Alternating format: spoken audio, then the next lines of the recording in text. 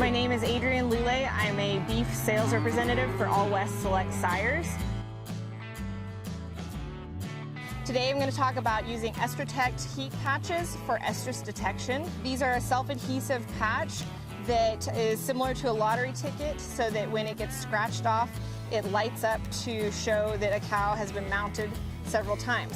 They come in multiple colors so that you can make choices on what color to put on your cows depending on whether you have black or red cows or white cows, if they're out on green grass or on brown dirt. If you have Estrotect patches on for very long, you want to make sure that you're not just seeing some tail scratches, or if they have access to trees, that they're scratching them off, and that you want to see at least 50% of the patch rubbed off before you breed. Then that is the time to mark down to either call your AI tech or to breed her 12 hours later.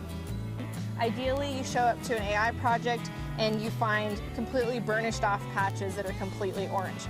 The patch goes up on the tail head and it needs to go perpendicular over their spine, not longitudinally.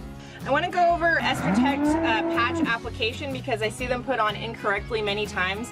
You actually want to go across the spine. In this case, this cow has a very high tail head, so you wouldn't want to put it too far forward. But you want to go from about halfway between the hooks and the pins, and then across the top of her spine in this fashion. You want to make sure that the patches are warm. If the cow is wet, you might have a rag to dry them a little bit, and you can press it a little bit to try to get it to really adhere to the cow. If you're concerned about patches sticking, you can use some spray adhesive. Just put a little bit of spray adhesive on there, let it get a little tacky, and then put your patches on, and you'll be guaranteed to have them stick even through several days of heat detection. If it's a cold day or it's rainy or wet, it's good to warm them up on the dash of your car and to try to dry the cows off a little bit with a towel. You do not want to shave any of the hair off the cows.